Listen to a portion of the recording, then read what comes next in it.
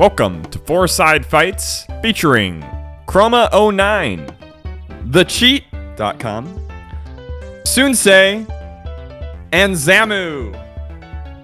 Citizens of Fourside, I'm Jackzilla, and I know, number one, anyone is a potential guest on Fourside Fights, but if you ask me to go on, I will add 2 weeks to my Gantt chart. Number two, Marth Marquez is real, and I apologize for ever doubting for a second. Number three, all visualizations that validate U.S. state borders as a legitimate way to measure anything interesting about human beings are slop. And number four, there are more than 3 states of matter. Let's go to each side. I need you to name a state of matter. Let's start with Soonsay.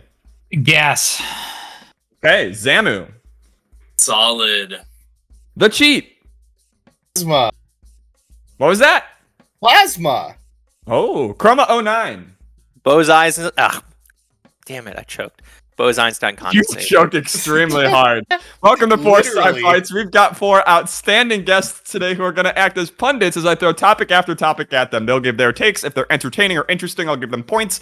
If they're boring, repetitive, or patently unreasonable, I'll subtract. And of course, I can mute any contestant at any time for any reason. The player with the most points at the end is our winner. They get to commentate the 3 losers as they take it to Fourside in a free-for-all so that we can see exactly how their punditry translates to Melee. Let's start with our first topic. Leffen wins LACS despite, according to Triff, not practicing nearly anything close to his usual pace leading up to LACS. Hungrybox also prepared for his run by having a chill, cool week with his friends that put him in a good mood. The era of 5 days of practice is over. How should top players spend their newfound free time? Let's start with our loss leader, Chroma 09. Well, I'm glad we're finally all on the winning team. Do you think that I'm preparing before these tournaments? No. Do you think I'm preparing before these Fourside Fights wins? I've won every week. I haven't prepared a single time. No. I'm glad top players can finally actualize and get their lives together instead of obsessing over all sorts of arcane, intricate frame data that's not going to matter because Mang0's just got that dog in him sometimes, and then sometimes also not. What should top players do with their free time? Probably what I've been doing, which is take various autism or ADHD screening tests. I've got the high score. There's no stopping me anymore.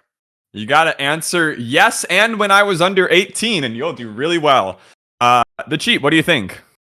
Yeah, I've kind of been feeling this sort of validation from no practicing. I was told that me beating a young Link this weekend was really, really good, and I've done fuck all.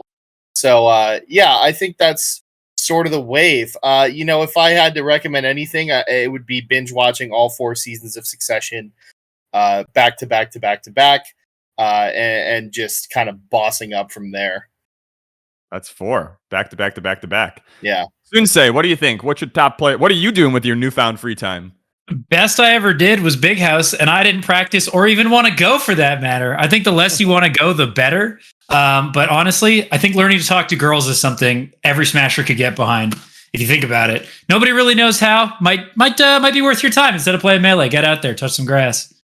Okay, what about talking to just anybody that isn't also a gamer? That's actually true. Yeah, I mean, you could stay inside taking tests. I agree with that. You could take the autism test, do your thing, or actually just get out there and see how it goes. Might go terribly, and you could just determine from that.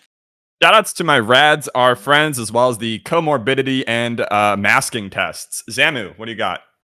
Yeah, I mean, Melee, playing like way too many hours of Melee, kind of overrated. You hurt your hands, you get nothing from it. It's like kind of not even very fun. You get down thrown by Marth. You know how it is. Probably people should like get jobs. It's also like all of esports is crumbling. I did just play ranked for 12 hours. So that's like, I don't know about my free time, but honestly, it's like I wasn't practicing. I was smoking weed all day just playing Melee. Like practice, I'm playing Melee, getting high in my free time.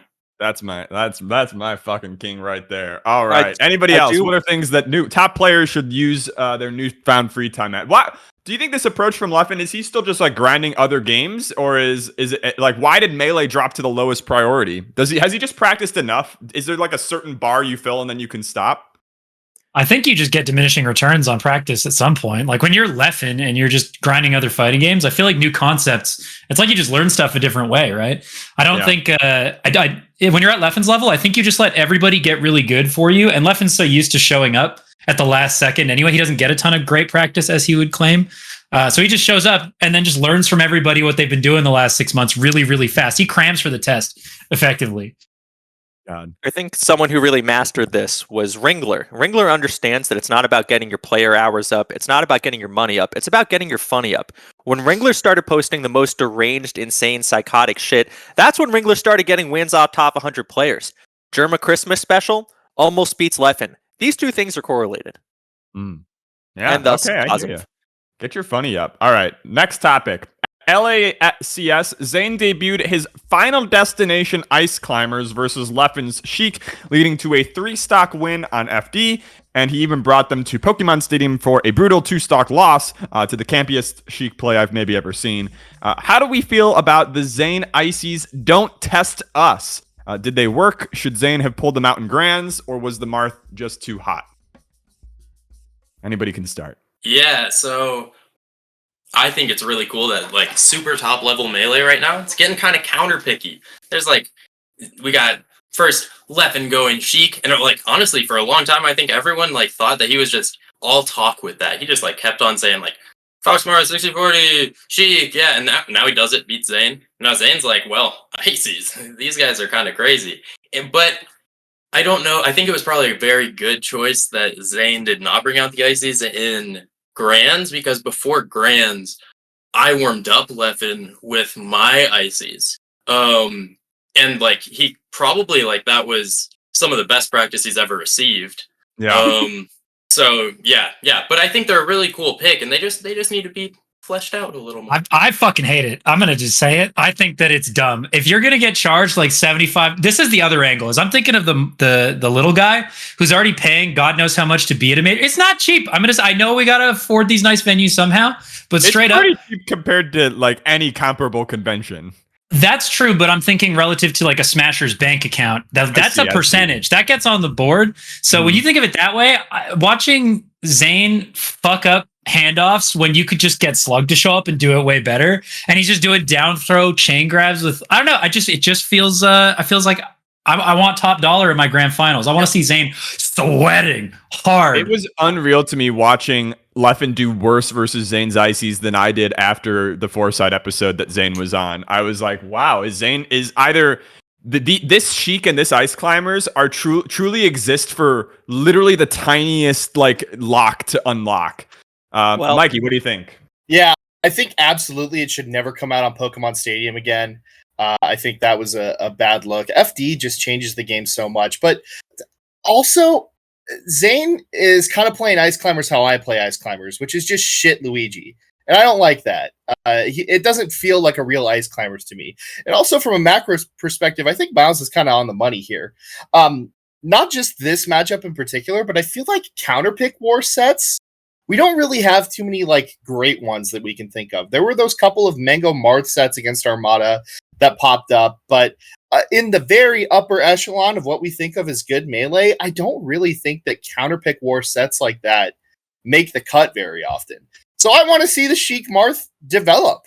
Is Sheik Marth on FD really that bad for Zayn? But wait, are those sets with the counter picking, like, are you just like yossing out half of Mewtwo King's career? Like, obviously there are some duds like the Puff, but almost all of his shit. sets. And I don't care about any of it. This is okay with me as well. Yeah, I mean, go ahead. There's something that I feel like that we're all forgetting here, which is that this is the worst that Zayn's Ices could possibly do for a couple of reasons. Number one, Leffen's unbelievable resolve should be commended. So you lose game 3. Sheik Ices terribly. It's not close. You're being humiliated by somebody that barely knows you can up throw F smash and like go the other way. That's not a good look. Game 4, proceed Sheik Marth. Game 5, you have an option. You can pick Sheik Ices where you got decimated, or you can try Fox Marth, and you have one of the best Foxes in the game. He goes back and he does something you haven't seen since 2007. Go to a barely legal stage where Ices are not that mobile or experienced and just stand on the various stage hazards that emerge and say, can you handle this? Yeah. Go ahead. this is important for Zayn because every Ices has this experience. Jack said this was the most campy Sheik Ices he's ever seen. He has not seen Okami BBW versus Dr. Light, Leland, many of the horrible things that I've seen in San Diego garages, and this makes the Ices strong. It makes them powerful. And really, we have to go look back to whose fault this is. Why are they counterpicking? Because they don't think they can win Fox Marth. Why can't they win Fox Marth? Because Zayn wins too much. Zayn's got to start throwing some sets to Zamu, Moki, Soonsay, Chroma. I mean, if Chroma's beating him, no one's ever going Sheik again. So you're saying that if okay, I hear you. Yeah, he's got to drop his threat level just a little bit. Exactly. I think though that we gotta kind of like Zayn's Ices definitely had some like embarrassing moments. Like it's like this guy does not know what he's doing, and it's like this is winners semis or whatever, winners finals was it? And we're watching like maybe top 100 is pushing it, top 100 Ices versus a Sheik that only has been shaped. Yeah, top 500. I think top 500. Yeah, sure. He like.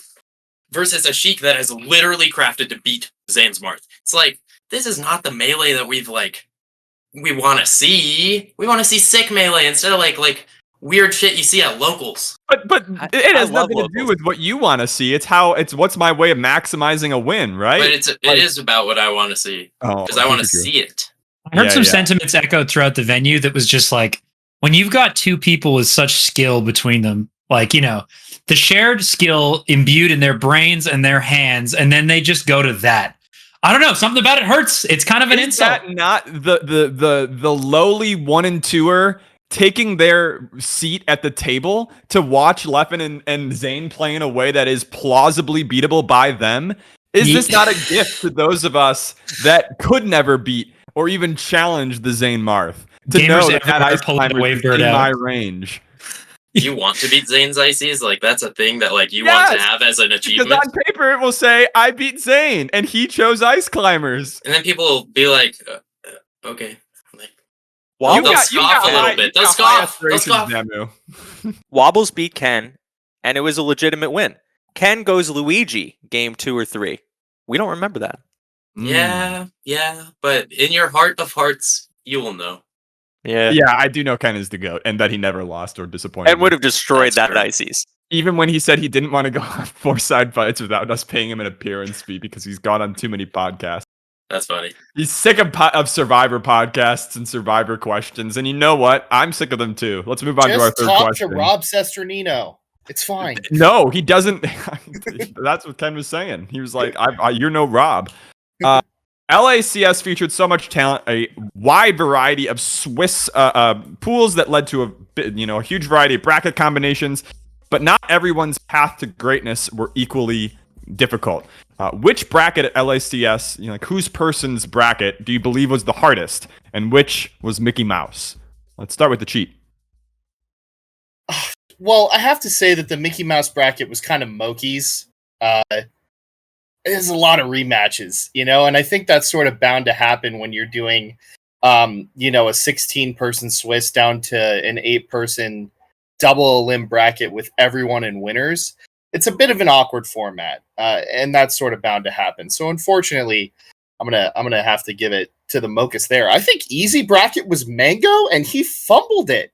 When I was looking at the Fox March to winners finals that he had, winner side grand finals even that he had, I was I was sort of licking my chops as a Mang0 fan, but it just didn't happen. Yeah, it kind of shows that like a bracket is only free when you actually walk through the door. Anybody else?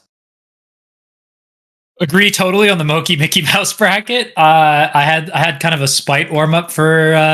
I warmed up everybody Moki played against, for the record. Everybody wanted to warm me up, and that's because Moki warmed up Swift on the open qualifier day, and I was not having it. I was like, you know what? And he just owned everybody I warmed up. So I think that says a lot about how good he is at those matchups. I think he got the Mickey Mouse one. The person I felt the worst for in terms of bracket luck was Salt.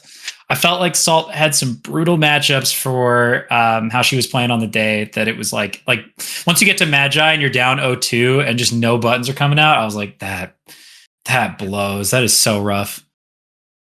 I think the worst Swiss stage of anybody was probably Triff. Like looking at Triff's bracket, Triff plays Kodorin, who is seeded like 8th, 9th. Triff and Kodorin was seeded 8th, 9th. Then has to play Zamu, who Zamu has notoriously beaten, claiming his spot as the best player in Europe. 2 sets. We all saw it. After that, it was Axe, which is good, or Amsa, excuse me, which is good because it's Triff, but that's still an absurdly hard competitor to try and fight. After that, it was, what was it, Mang0? No, it was like Mang0 Leffen. It was just some insane mix of just like, you have to go 50% or better against people who are all seeded in the top 7, and otherwise Triff wasn't making it out. As far as Mickey Mouse, I was going to give this one to Mang0. Needing to beat people in the top 7 to make top 8 makes sense to me, right? Like, no, because if you look at Swift's bracket, Swift did not do that. Oh, Swift only had to beat people who were 10 to 16? Because Josh Man beat Leffen is how it ended up working. I see. So Yeah. Leffen winning the tournament, but specifically at the expense of half of our heroes. Like, Triff just did not have any easy matchups at any point in that bracket. And managed to beat for somebody sure very, very Mang0 good. was going to be an easy matchup. I thought this kind of Mang0 energy versus Peach, that he was going to get blended up. And for some reason, Tapo was in the venue, brought us back to 2015, and said, you know what you should do, Mang0? You should follow your heart and play not Spaceys. You know what? That's what brings me to my Mickey Mouse bracket of the week, which was Touchdown Juan. And the reason I'm saying Touchdown Juan is this. Hungrybox, I'm sure, he has to play a lot of very tough opponents. Some mix of like Cody, Moki, Fox is coming at you everywhere. Leffen absolutely decimated him. Fine. But let's remember, Juan has not practiced any melee. Juan has also not been playing that good this year. Juan, by seeding and by effort, before we learned that practice didn't matter, should not have done that well. But he runs into, at the most crucial stages, a Pika Fox main, and someone he psychologically decimated by losing to him so many times that Mang0 has now gotten bored of trying to beat him. It happens. That's my case. Yeah. My pick is also for Hungrybox for Mickey Mouse bracket. Let's go. Dr. Mario, the end of that. Yeah, I don't remember anything else, to be honest, but he reverse 3-0 Josh Man, and that was sad.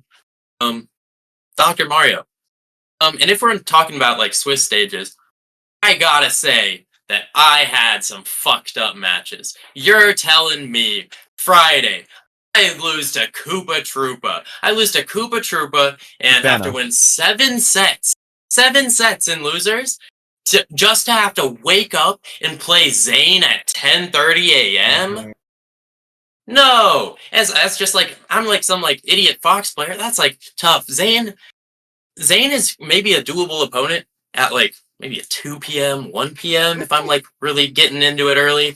I just have to be way hotter for that. And then I have to play Triff, who's doesn't come here and is just the Zane of Peach. Did you say way hotter or way higher? I don't think I said way hotter. Okay, No, okay. How many milligrams does it take for you to beat Zane? I don't know. More than I take, probably. Oh damn. Yeah, and so then I have to play Triff. And honestly, that was a fun set. I just kind of lost instead of winning. And then I have to play Swift, who's the hardest of the qualifiers for me. I could have played Magi, who I do pretty well against, Spark, who I beaten the last time we played. Or Swift. This is really interesting to me. You genuinely would rather take Swift on over Magi and Spark on any day? No, I don't want Swift. I would rather the other two. I'm saying that's why my bracket was fucked up. It was hard specifically for you, or do you think Swift is that far ahead of Spark and Magi? I think probably all 4 of us are kind of around the same skill level. Okay. But I play Fox, I get back thrown. I was playing so good. Axe warmed me up, it was so nice. Right after he got 3-0'd by Kodorin, he just came over and was wanna play? I was It's a different animal, man. And yeah, Swift. Zip, cheater, Did you slice your hand open on your controller in sacrifice to the old gods? Shouldn't. A classic mistake, and Cthulhu will punish you for this. Let's move on to our next topic. Stab the If obelisk. Ludwig gets hit by a bus tomorrow, does Melee die with him? According to Edwin Budding, the first 6 months of this year had the lowest viewership since 2016 16 on Twitch. What insurance are we taking out on Ludwig? Can we clone people? Is that a thing we can do? Maybe, but we might not clone their money. Oh no, I mean, Ludwig can continue much like the Beatles and much like I Avril see. Lavigne and much like all the other, celebrities that have died and been replaced by pod people. If Ludwig gets hit by a bus, there's got to be some Anthony Slime has to have some sort of pod somewhere with just raw biological material that you can form another Ludwig out of. I thought Tony Starr was trying to be another Ludwig. We saw the haircut, we saw the pizzazz, we saw the style. Yeah. That's really what we needed. We needed another Ludwig. So, Zamu, you could go to New Hampshire. There's probably like 50 people that at least have the look. I've never seen anyone like him there. Zamu, are you willing to get some cosmetic surgery? You have a jawline. I think it's doable. Yeah, I think there's honestly the future of Melee kind of is dependent on kind of like the Ludwigification of like every member of the community, and this is like a physical process. It's not like people like start watching Ludwig or like Ludwig just kind of keeps on being there. It's like we will all start looking more like Ludwig. At LACS saw some dude was like, this dude looks just like Ludwig, and this has just been the case. Like as the years have progressed, by 2030, I think everyone will look like at least 7 plus or minus 5% more like Ludwig. We're all going to be saying boys in a couple of years for sure. Yeah. You know what? I'm willing to donate my body to science for this. I will lose 100 pounds. I will chug Mountain Dew and cigarettes every day until I lose my hair, get a hair system just like Tony Starr, may God rest his soul. And I'll do it. And who better than me, who was there at the germination of the Ludwig seed, so to speak. Yeah. 1.5. Ludwig was half of you. Ludwig has never been 100% of the cheat. So I think that's right. I think Slime takes up the mantle, honestly. I really do. I think he's going to look at his hairpiece with like a tear in his eye, mourning the death of a friend. And he's going to be like, I can't let this go down. I can't let this ship go down at all. And then he proceeds to block like half of Twitter. And he's like, all right, I'm good now. We can take this to the next level. Just get everybody back on board. I don't think if Ludwig dies, it's the end of the world in like a nice way. It's kind of a fucked way to put it. It would be very sad. Let's put it. It would be very sad. I'm just saying. On a scale of 1 to 10, how sad would you be if Ludwig died? Yeah, if I had to put it on a 1 to 10, yeah, like an 8.5. I feel like an 8.5. Really? That's like close acquaintance territory. Okay, let's go. I would give an 8.5 because I also think that it's just such a I don't know. Other than like Mang0, no one's really like, and even Mang0 or Hbox, nobody's really transcended to the heights that Ludwig has. Why not you? Why not you and Josh? Yeah, why not you? It was a nice weekend, and then you're both going on this media tour now. Josh was on the yard, Josh was on Wine about it, and now here you are. And you got Fourside Fights, an equally prestigious gig. And you're talking all this shit about the duo content creation game. I know. We've been thinking about it a lot, and it's like, as a side note, I think it's that we have 2 gemstones here, and one is distracting from the other. It's like we both really want to be god gamers so bad. So every time we get on a mic and are funny, it's like, oh man, we loved your commentary, and it's like, fuck, I didn't want that at all. I want you to like me for my gaming, not my talking on the mic. So yeah, every time. Yeah, fair enough. Every time I think about going in and being like, all right, let's be content guy. And then I'm like, but what if I get worse at game and people start talking? It's a curse for those of us who are self-punishing or Catholic to be good at things that we don't have to try hard at, and be bad or not good enough at the things that we try very hard at. Them putting me in the gifted reading class was a huge mistake in first grade. All right. Yeah. This trend of people saying they put me in the gifted class in first grade and it forever scarred me. Get the fuck over it, Mikey. I had a great time. I made manatees and dicked off of a whole. It was a fantastic. If the entirety of school were the gifted thing, I would have just done that and smoked weed the whole time. I got to say, we're being a little bit alarmist here. We can simply sell Aiden's organs or contract him into some sort of slavery. There are ways forward. Yeah, I would never let you do that, Aiden. I got to stop you there. You cannot take Aiden's organs from him. He is too pure. You can take some organs. You can take a couple. Okay, actually, you didn't say vital. You didn't say vital. Yeah, my bad. Yeah. You couldn't make his body quit if you wanted to. You can't. Yeah. All right, let's move on to our next question. This one comes with an assist from Honey of the Fourside Fights Discord. In loser's bracket, Mang0 went Dr. Mario and took a game off of Hungrybox. Clearly, Hungrybox threw. I've seen him do this.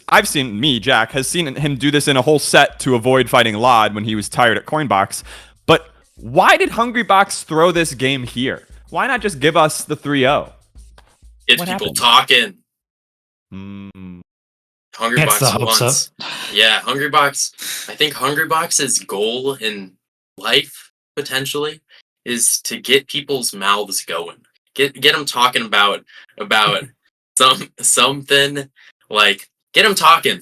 And it's people will be talking about the one game. Who cares? No one cares. I don't think anyone should care. No one should care. It's like neither of them cared about it. I'm sure it's like Hbox drift in. But yeah, like Hbox love. He More lives people are and talking about dies the on set. what that Yeah. mouth do. Yeah. I think you're onto something here, and I think he missed an opportunity to take it even further, as a matter of fact, because I think what he should have done after dropping the game is take right to that fucking ledge. Give him something to really talk about. We always say Hbox chooses when he loses, and I really think that's true in a way about camping the ledge. He knows that if he does it too much, he kind of fucks the game up for everybody. We all stop watching, we all disengage. But if he does it against Mang0's Dr. Mario, it's a safe space, right? It's a different environment from the usual. And it just I don't know becomes about that. did he need to do it? Why was he doing this? Did he need to do it? Was he saying, hey, fuck you, Mang0, for fucking with the tournament? What's going on with that? Against Leffen going on the edge is like there's a greater villain in Hungrybox's mind. But against Mang0's Doc, you don't need to camp to win. Like you've lost your sort of. So this is kind of the other element of this question is just before this set, he went up to Ludwig on the broadcast and asked for permission to be evil. He basically said, hey, I've actually only ever shown 10% of my power. Can I go all the way today to see what's up? Right? And I think that that's a part of this too. Chroma, what do you think? Yeah, I think this was really on Mang0. Mang0 taking a book out of our great American businessman Seto Kaiba and saying, this time, if you beat me, I'm going to do it. I'm standing right at the sledge, man. I don't want to play any more Melee. I'm done here. If you do something to me, I'm walking out of this building and I'm never coming back, and everyone's going to know why it happened. And I think Hungrybox had that delightful sense of like, oh, I'm going to be evil because it's going to be versus Cody. But Cody played like a madman, beats Mang0, and then he's like, hold on a second. I don't know about this. I don't know if I can have this blood on my hand, which I think makes him not a killer, because that's exactly what he needed to do to be the best player of all time. He needs Mang0 out of the picture so Hungrybox can run up the score. Armada's not coming back. We've tried that plenty of times. It's not happening. And he could have sent Mang0 to the graveyard forever, the Shadow Realm, if you were. But he didn't want it. And so, Hungrybox chooses to lose. And we'll see what dividends that pays down the road. Yeah. A little investment. Yeah, he kept I don't know. He kept looking over at Mang0 during the set. I was thinking about it while I was watching it because I just kept looking because I just wanted to see if it was Wantent time and if he was just looking for Mang0 to sort of give him something. I was really even on the character select screen, there was like a pause and a sly look from Juan. Like, are you going to pick something a little more fun? Are you going to pick something a little more fun? I agree with Mikey fully. I think this was his chance not only to ledge camp, but also to rip a fat pop off and like, don't even look at Mang0 after it. Go for the fist bump, walk straight over to the mic and be like, that's why I'm the GOAT, baby. You know what? You can miss me with that giving up shit. I don't care if you don't got that dog in me. I got the whole fucking pound. I think that's what he goes over there. That's a double entendre too for the people. He goes over there and he says that. I think that's the move for Juan there, because if he just does the usual thing and camps the ledge, I don't think he takes on the heel enough. I think people will still have like the shadow of a doubt. They can go on Reddit. They can say Juan's being this, that, the other. I think if he owns it fully, 120%, steps on the mic, talks that shit, he had a chance to flip the script and everyone might have been like, oh yeah, Mang0's kind of being a bitch. I'm glad Juan lit a fire under his ass over that. I think it was ethically correct and it was his duty. And he kind of draft dodged by not. You know, I agree with you. This makes me so sad. It makes me think of, we gotta get, listen, we all talk about his content angle, but I don't know that he's had coaching. We need Soonsay coaching and be like, here's how you maximize your heal. We have It's a little, really true. I can fix him. If Oh yeah, I'll be his PR guy. only let go of his desire to be liked, he could be so funny and Liked. so hype. It's true. It's funny. There's that side of him where it's like, it's almost the looking for it You know, Yeah. it's that he's looking for it, that the angle never quite comes. But then he had this beautiful gift fall in his lap that was Mang0's Dr. Mario plus a bit of whinging, admittedly. He had a chance to just go all in. But you know what? I my theory on why he didn't on the real is just because I bet you he has been there. He's been down. He's felt maybe not a total love for the game. Maybe just, you know, felt a bit out of it, that he was like, you know what? Been there. Have some respect for Mang0 as a competitor. I'm not going to do it. Though I wish he had, because I'm pretty sure Mang0 would not have let that slide even a little bit. So he might have done us all a favor if he did. If you ever need to, you could pick up a career, pick up the puff, change your whole persona. You could be the person you're looking to see on the broadcast, right? I hear you. Be the hate you want to see in the world. That's right. Any final thoughts? Hungrybox going throwing a game to Doc. I think he thought he was online. Let's move on. Yeah. Let's move on to our next topic. Would you rather have $10,000 up front or a dinner with Dawson and he teaches you how to beat Hungrybox every time? 10K, you know. 10K? It's like, yeah. What, like, how many times will I have to beat Hungrybox for it to be worth 10K? A lot. It's like, who cares? You know? You 10K is a lot of money. You couldn't take a 20-0 record against Hungrybox and turn it into 10K? Maybe, but that would take so long. And it's like, I don't think like a 25-0 record gets me like much higher than 10K. You know, my answer might have been different if he had not just gotten absolutely boomed by Juan on the timeline this weekend. You know, I think any credibility that he had in that regard and that sort of thought leader mind space is you just thought the gone clapback now. was solid from Juan.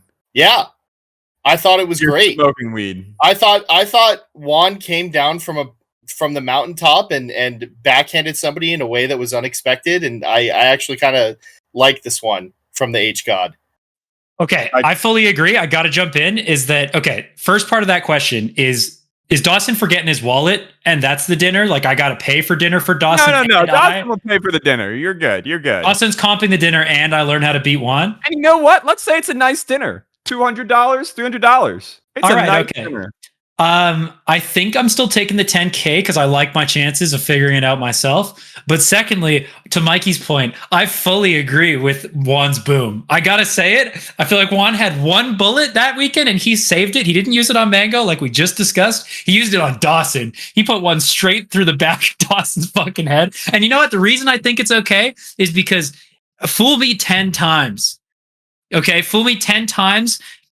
Shame on you, but Juan is not going to let that 11th one slide. 11 tournaments in attendance, and he doesn't win a tournament. I'm saying something. I'm 100% saying something. That we knew Juan cared about the weekend, and losing like that's not how he wanted to go out. And then Dawson rips that one. I don't know. And maybe if Dawson hadn't folded after, maybe I wouldn't have agreed with the boom so much. But it's because he folded immediately and was like, "Love you, H God." Hungrybox tweets this after losing a local to Chem in Philadelphia. Do I think he tweets that? Like at Dawson? Oh yeah, at Dawson. Maybe not.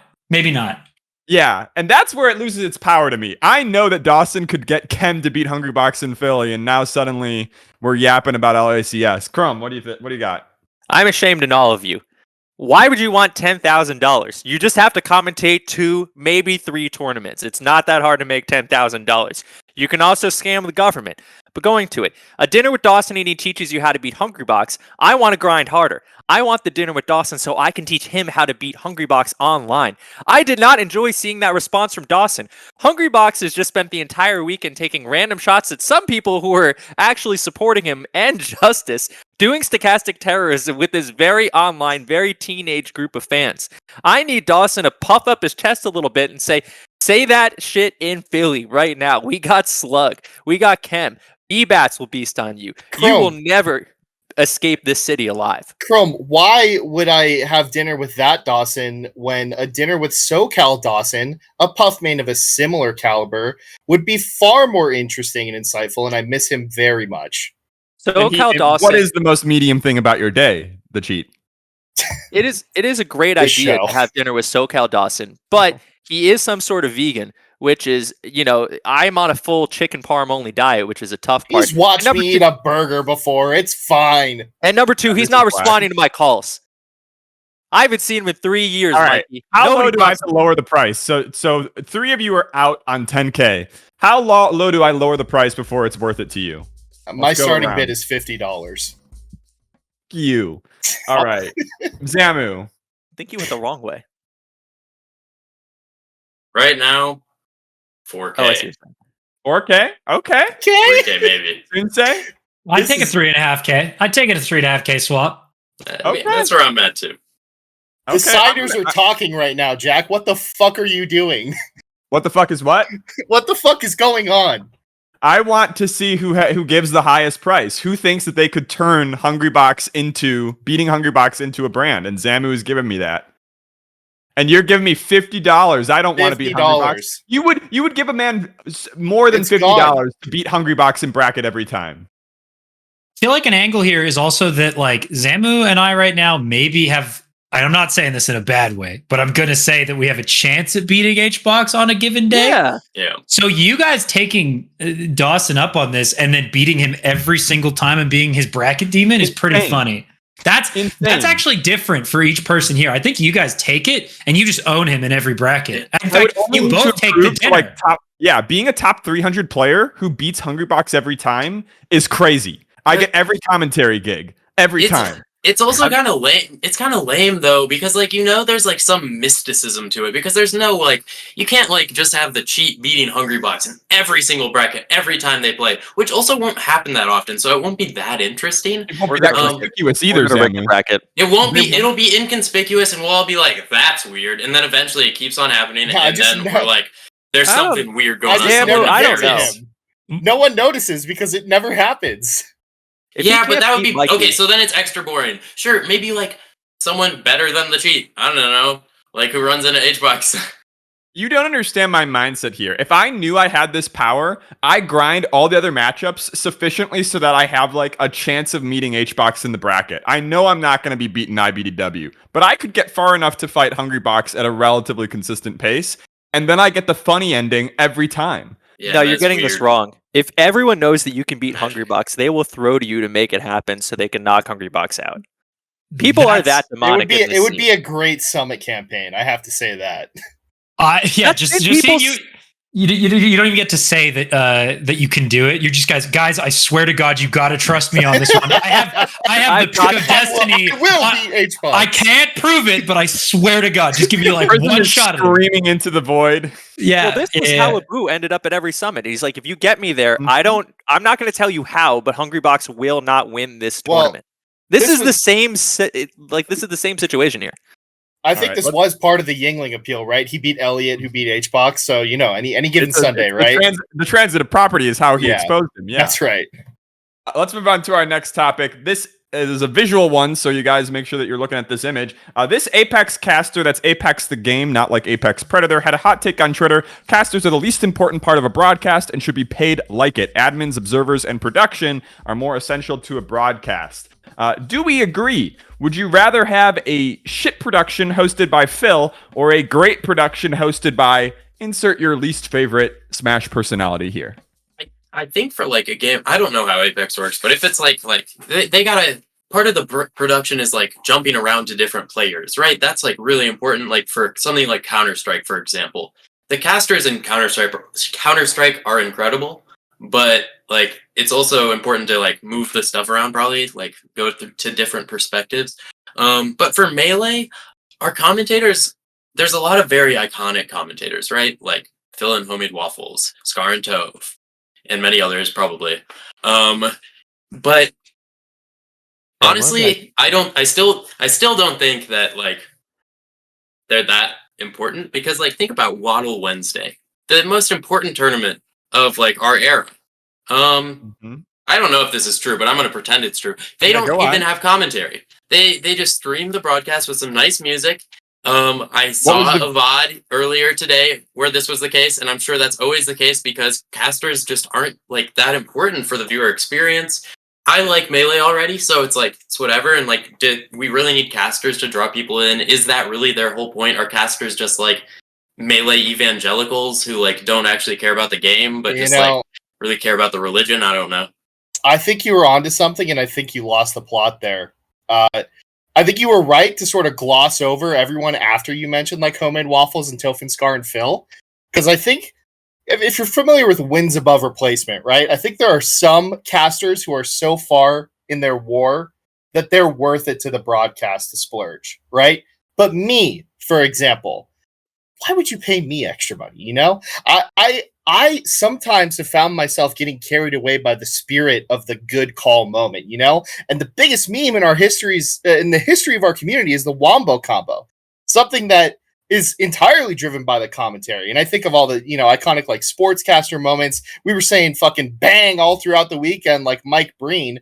These moments I think are really important. And tournaments without commentary would suck, right?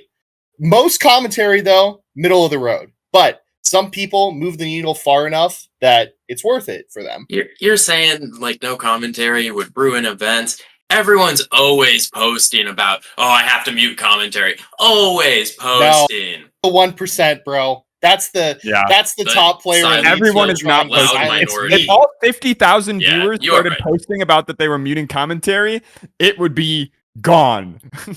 See, I mean, I actually think. Go ahead, Susan. No, I was gonna say. I think that we're looking at this wrong. It's that if you didn't have some bad commentary, sometimes people would have nothing to talk about, and that's a hard truth. There's some shitty Melee that gets covered up by great commentary or even medium commentary, and the best part is that bad commentary still gives the people something to talk about. I never see someone get on Reddit and start typing, "Oh man, these two boring ass foxes." I mean, maybe once in a while you'll see someone shitting on the players, but often nothing gets said. I think it gets the people talking one way or another. Either the commentary is amazing or the commentary is garbage, and that in itself makes it valuable as opposed to the production. And I think Melee's version of it is slippy mirroring versus just straight from the console. People are like, "Wow, this looks like shit," but they keep watching. They're going to keep watching, and like you'll see some complaints about it. But when it comes to commentary, they will bitch and moan, and I think the value of people talking is enough already to justify the value. This isn't a justification for them to be paid more than production, because even in that world, like if the production sucked, people would absolutely, when the production sucks, people absolutely complain instantly, and it's a way bigger problem, right, for a lot of those specific situations. Chroma, what do you got? I can't do this, man. The broadcasters bully me so much. You can't win with them. They're always like, "Oh, what are you going to go do? Say some words, talk to women," and then they can just make rocks talk to each other the whole time. They can do all sorts of magic things. I can only contextualize things that I see on the screen, make things interesting for people, look relatively, above replacement occasionally. If I say one thing about production, they know where my family lives, Jack. I can't have this question on my show. What am I going to say? Oh, yeah, they're going to pay. I should get them paid less. I can't do that because I think they work very hard. And also, I'm afraid of them. I hear you. JD, can you unmute for a second? Do you know where Chroma lives? Say yes. Okay, JD said yes, and I will find you. So, yeah, you are in danger right now. All right, let's move on to our next topic before we all get ourselves killed. Feat is the next event Melee fans should look towards, and I'm told by our ultimate correspondents that Hungrybox has a legitimate chance to win the game's singles bracket. Is this the best shot a player has had to double crown a large tournament since the Brawl era? This has been a really Hungrybox-centric episode, and I feel like we've been a little bit too mean to Haytchbruv or the Haytchgoat, which is what we call him so that he can't name search us. Also because this is how British people talk, and I find it funny. I'm going to say that he can do it. And I'm going to say this matters more than winning two events that we don't care as much about. Like, for example, 64. We never really give any 64 credit. But I will say this. If Touchdown Juan wanted to be the best 64 player in the world, he could do it. He wins both of these events easily, and if he has to shred Bbatts' passport a couple more times to do it, so be it. Okay. This is for Hbox entering P+ or Ultimate? Ultimate, it's Ultimate. Okay. We don't care about Ultimate, I lied. Yeah, well, I thought it was, I for some reason my brain thought it was P+, and I was like, that, no one cares about winning singles in P+. That's like winning Melee and like shitty Melee. It's fine, sure. But honestly, I think winning Melee in another Smash event, Smash game is it's kind of sick, right? Like I feel, do we not remember like what was it, Wizzy, when he won Smash and Splash and he top 8'd in Ultimate, that kind of stuff, I think it's really cool. So Hbox, hopefully he just is the GOAT and wins both, right? It can't happen, and I'll tell you why. Jam was actually at LACS this last weekend, and they were telling me that they're actually the 3 seed of FET. Jam, the person who made the Fourside Fights sign and brought it to main stage. So it's time for us to interrupt the canon event here. Fourside Fights stops the double crown at FET, and I hope it happens. But you do agree that he wins Melee, right? He's almost never lost any single thing in Europe. He may have lost one event to Armada. It did look like a good bracket for Juan also, you know. No, none of the big foxes. I mean, who are your top You got seeds Zane here? there, right? Yeah, you got Zane. Zane doesn't is got it. going, right? I mean, Aklo outside shot to stop the Yeah. Hbox run. This is bad. Listen, outside of Wizrobe at Genesis, this is the best we're gonna get. But I definitely want to shout out Wizrobe's 64 run at Genesis. There was a little time where the Yoshi was cooking, and that was pretty much overlapping with when Wizrobe had, you know, some rock paper scissors brackets that could get him to first. I That was kind of so sick don't. too. I gotta say, I don't want Juan to win at Feedy 3D, as I'm now calling it, because I think everybody loves to say it a little differently. So Feedy 3D is my hat in the ring. And the reason I don't want Juan to win, I know it wasn't. I know the question was more about if he does win both, and I don't think he does. And I think it's a good thing. Good shot at Melee, sure. And I hope he doesn't win ult, because I kind of like seeing Juan happy post sometimes. And I think that winning's a curse. I think that after I see how he behaves on Twitter when he knows winning was like an option, have you seen how happy that guy is to get like 95th in Ultimate? He's like, oh my god, just broke top. Like I got 100th at the most recent ult event. I just like seeing that side of Juan instead of getting like both guys on the bus facing the mountain. At least with that, we sort of get one on one side, one on the other. So I like happy Juan. So I think for his sake, I hope he doesn't win. You've just made me realize, in like a really visceral, disgusting sense, how Mang0 and Juan basically never quit their high school sport. Like, I did high school debate. People play sports in high school. Mang0 and Juan just kept playing it forever, not with different people from high school, with the same people from high school forever. They're wearing And that that must, Letterman jacket really well suck. into their 30s, you know? Yeah, that must suck. Yeah. So shout outs to them for not having well, I guess they've fallen apart a little bit. I can't say that they thanks for falling apart for us. Let's move on to our next one. We got After Feet is Get On My Level with 748 registered Melee attendees against a total of 2,000 attendees. Canada shown up absolutely monstrously in the attendee count here. Virtually everybody in the race for best player alive right now is going to be there. Who do you think is going to win? Who do you think is going to have a great run? Let's start with Zamu. I think the two, if I had to put 2 players, or players might be bold, but I think it's a close matchup between like Leffen's practice routine and Bbatts' passport. Those are like the big 2 for me for this event, because like those 2 players might be like in contention for number 1. Bbatts and Leffen? Yeah. Okay. Yeah. And like those 2 items are kind of are gonna like kind of be the big matchup that will really determine like what happens. If not, then I guess Cody wins. I want Cody to win. I did good against him on ranked, so we want to boost Cody up. That's backroom. Do that. Cabal. Okay. I know you We can know make it Chroma. happen. Anybody else? Who do we think is going to win? Who do you think is going to have a big run? I'm gonna Yeah. say Okay. that this is the time of year, and Gommel is seemingly kind of always the tournament where some weird shit happens that shakes up the game a little bit. You know, none beating Mewtwo King, the Mang0 win, Leffen winning one, I think in 2018 or 19 or something like that. I'm gonna say Mang0. Gommel? Yeah. I'm gonna say Mang0 wins Gommel, and makes things really hard as we head into the end of the ranking period. What the fuck do you do with him at that point? You know? Yeah, that's our next topic, so don't skip ahead. Chroma, what do you got? Yeah, okay, so I have a couple questions. Is cocaine legal in Canada? Oh, absolutely. Okay, Yeah. as Vyvanse. I know that one of our more prolific Vyvanse dealers in the scene is active and very, very prolific in Canada.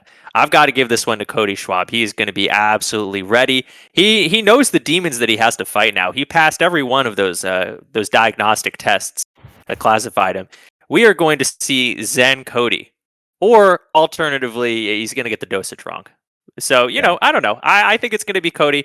Who do I think is going to make a run? Jack, are you going to Gommel? I'm not. All right, not Jack.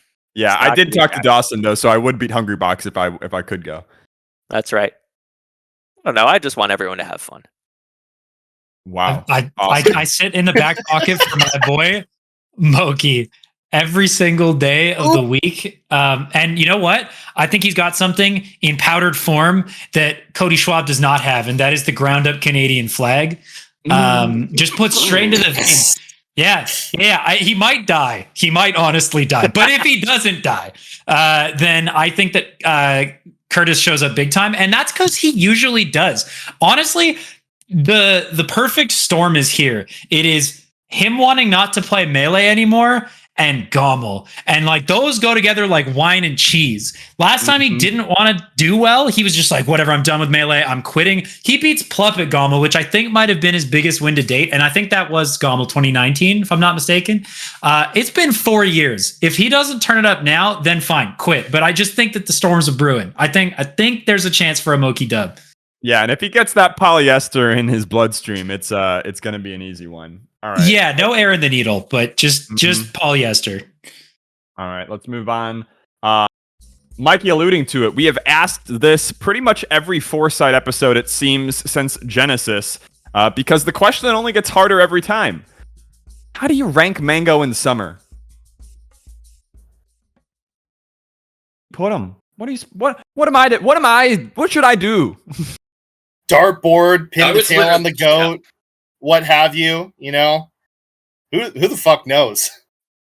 I think you do your ranking of everyone else, kind of ignoring Mang0 in your, like, you look at it, like people who have Mang0 wins and losses, you think about it, you got some general vibes for what you think Mang0 is. And then you just kind of look at your top like 10 people, and you could do like a random number generator. That would be fine. Or you could just like kind of think to yourself, if Mang0 like wanted to win against these people, where would like he go? Then you just kind of throw him on there, and then you're like, oh, I put a lot of thought and had like real methodology for this ranking. I swear. And yeah, it's just that easy. Okay. Chroma, what do you think? Yeah, I have an interesting idea here because now I realized it just doesn't matter. You can construct any sort of situation or rank Mang0 anywhere from 5th to about 75th, depending on which sets you think count, don't count, are representative, aren't representative, is Marth Marquez different, is Doc Lee different? So here's what I'm going to do. I'm just going to roll up to Mang0, and I'm going to say, where do you want to be ranked? And he's going to give me a number, and I'm going to put that number there, and now that's the end of it. Yeah. Grade your own paper. Else?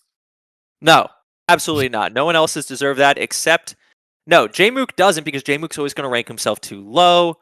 Let's see, going through the list here. No, I really don't trust any other top player to do this. Yeah, I think Mang0 will do it perfectly.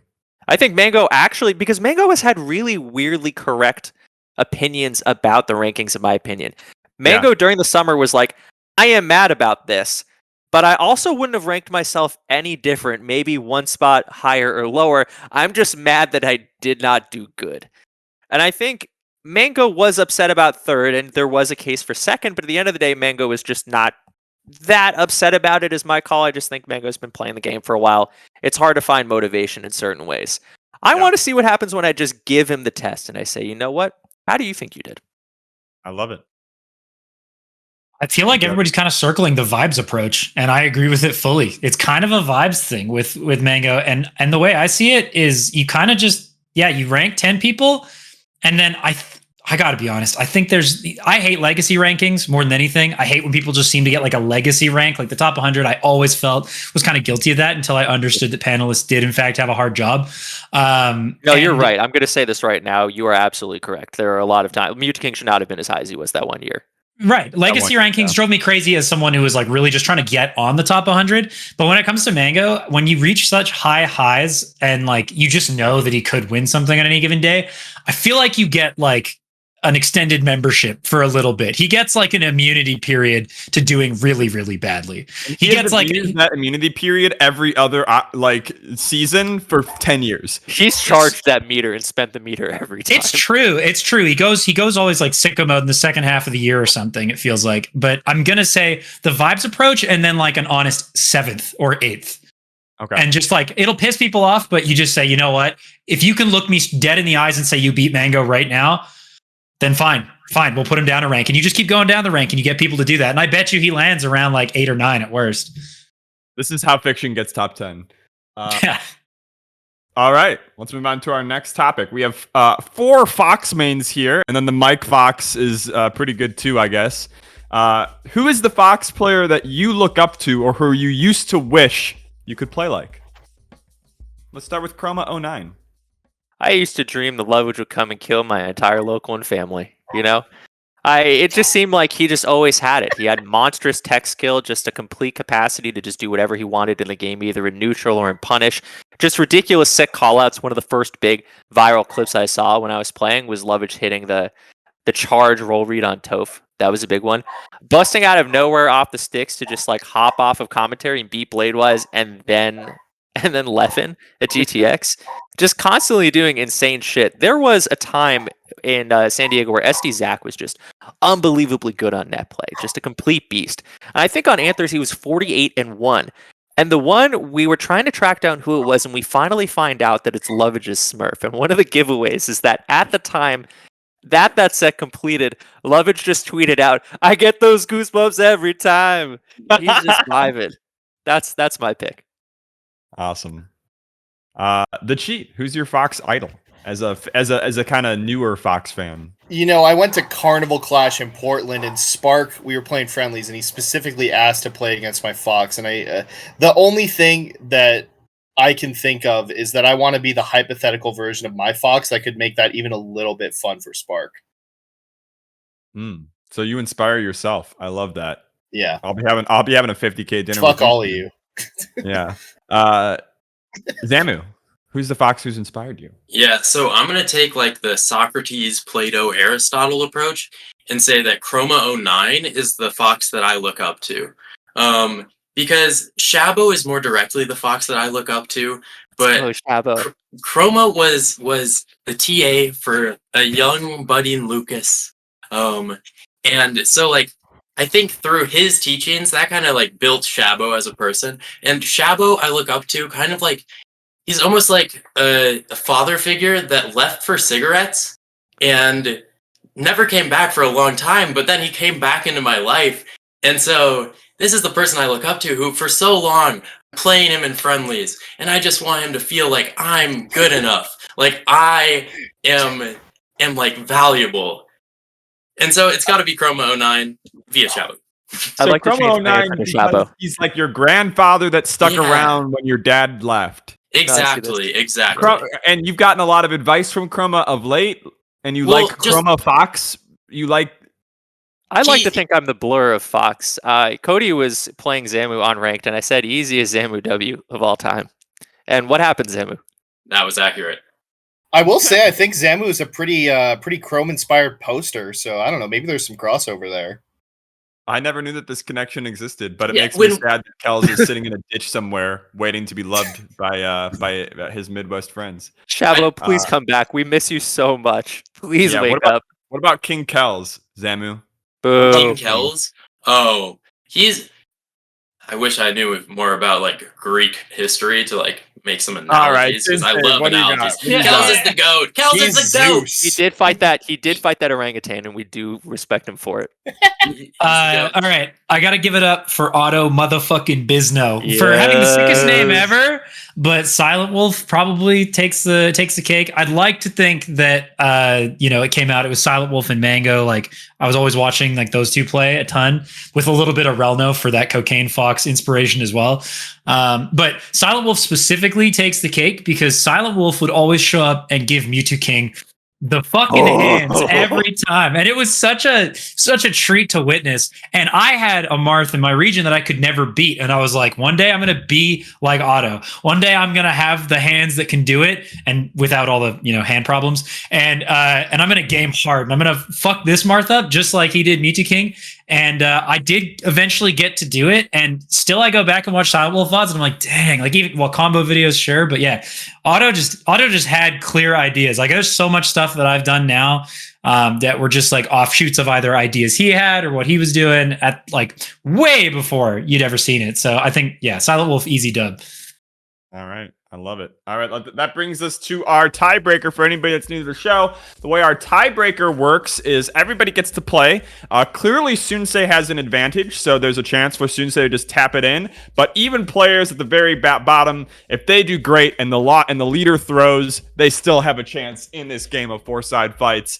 All right. Our final topic, it's going to have a visual attached to it. Would you rather have $50,000 up front or a dinner with Mang0's VTuber persona?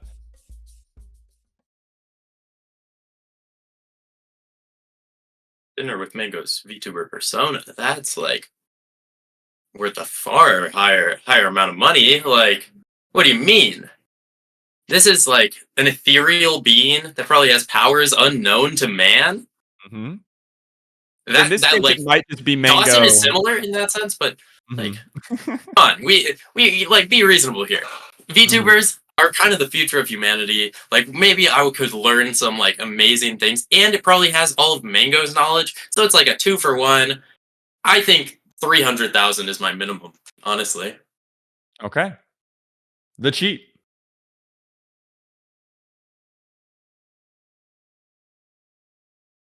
I feel like my wife's in the other room, and so I can't give my real answer. That's weird. Chroma.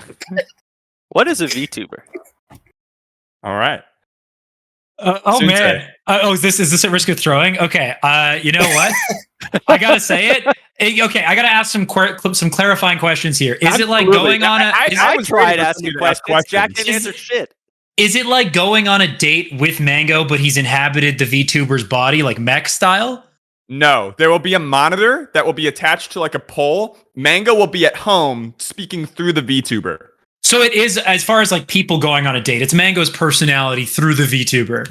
That's but I'm right. not. There's no physical manifestation of the VTuber that I could like take home.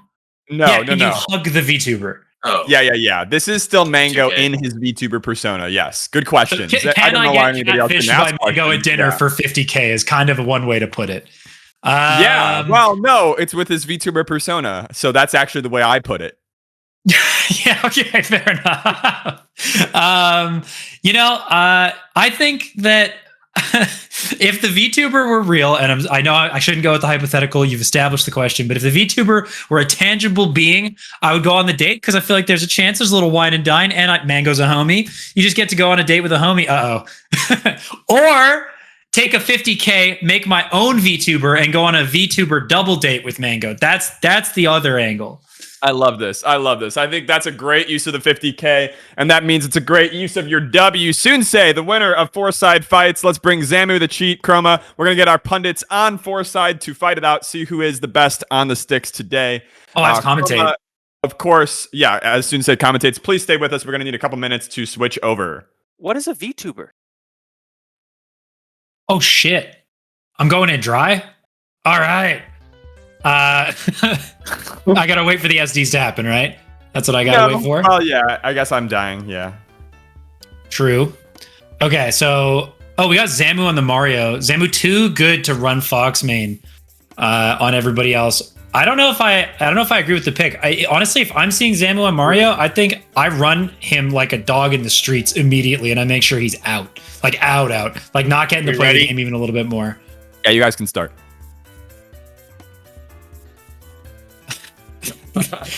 Are these usually 8-minute games? I gotta wonder. You want me to answer that? You know what? I think the puzzle's better. Okay. So in this case, I think I know why Zamu went Mario. It's definitely for the wall jumps. But now I'm looking at Twink Peaks. That's got to be Chroma, right? You can answer that. Chroma had to We had a Oh, problem. Chroma has someone subbing in. No. Yeah, I Damn. got Chroma Wills has in a there champion. again. Okay, well, if I'm being upfront, I would be trying to beat the shit out of people during this fight, but I feel like everybody's kind of running around doing nothing, a little bit of a grime fest. I'm not really seeing as much fighting on Fourside. This is more like Fourside sit back and watch two people fight while you sit on the UFO looking at you. Who's Falco? Who's on the Falco? It's confusing that this is red Falco and blue Mario. They have the same color scheme. They 100% do. But if they start picking on Peach, then it's like a gender thing, and you can't do that. I don't know, because now the other thing is, what do they get for getting second, third, fourth, etc.? Nothing. It's just embarrassing to be bad at talking and bad at the game. Oh, this is like a Tinder profile thing. This is like got fourth on Fourside Fights kind of thing. I don't know about Tinder profile, if you'd want to admit that. I did not have a lot of success in my Tinder days of talking about Melee, but maybe you have. Hey, fair enough. Yeah, I don't bring it up either. I don't know why I said it, to be honest. Yeah, in this case, you know what this is looking like? This is looking like me and my friends, grade 8. Nobody wants to be the guy that's up a stock because then their friends immediately start being like, get his ass, get his ass. But in this case, it's kind of just turning out that way. Usually someone by now has like just a huge lead and they're getting teamed up on, but Zamu's trying.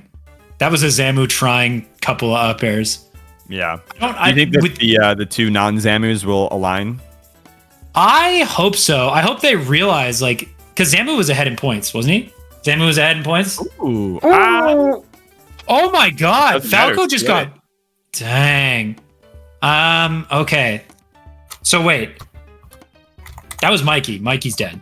Yes. Judging by not looking at the screen. So Mikey's dead. So this leaves Chroma's champion versus Zamu. I honestly think that I lost to Zamu and I haven't let it go yet. If I'm being really real with you guys, I lost to him last Friday and I just had to, it was a loser's match. I just had to let it ride. Yeah. So I'm really, really cheering for Princess Peach. And I want to say it's like a feminist thing, activist kind of thing, like go girls. It's not that. I want Zamu to lose primarily. That's where I'm at. Yeah. But I don't know. I just pressed down on the C stick. You're on the, oh shit. Zamu with the clean SD. By the way, do you have anything to shill? This is your space to just use as you will. You don't have to commentate. Oh, okay. When the words commentate came out, I was like, all right, this is my job now. No. It's more that you control the show now. Yeah, okay. Nothing too much to shill. You can go check out my Twitter at Soonsay with zeros instead of O's. But other than that, just watch me play Melee. Get in Twitch chat. Tell people I'm sick. Actually thinking I'm sick is worth more generally in this gig economy. Just telling people I'm sick doesn't really, the proof's in the pudding. But I think, yeah. So I think actually if you think I'm sick, then get in chat and get rowdy. And if you don't think I'm sick, at least just stay quiet. If you don't have anything nice to say, don't say it at all. Otherwise, I think I'm just going to use the rest of this time to channel in this last stock situation. Zamu losing. I'm going to manifest Zamu losing. Yeah. I hope Chroma's champion takes this one to the bank. And doesn't feel bad about it. I hope we're seeing some C-stick downs and a pop-off. But I guess we can't. Chroma, you ready to pop off in the back? Oh, I'm ready. Yeah. I would hope so. Please make this happen. It's just Zamu's using a lot of down airs. Not getting C's. He's Z-wobbling. No, I think he's got it. You just got to believe. As long as he doesn't pull out the 9-iron. Okay, so is it a bit of a meta, I got to ask, for them to sit in this sort of nook and cranny? Is that it? Is it a meta for them to get to the nook? Oh! No! Shit! And the winner of the fight on Fourside, it's Zamu. Congratulations to Zamu for winning the fight on Fourside with that Mario. Chroma 09's champion. And because they were inhabiting the spirit of Chroma himself, were unable, of course, to win. Thank you for joining us on our show. Hope you all had fun. Congratulations to Soonsay. Congratulations to Zamu. We'll see you in 2 weeks. I'm going to do it this time. Bad guys win again. No. I'm going to do it this time. So sexy. Don't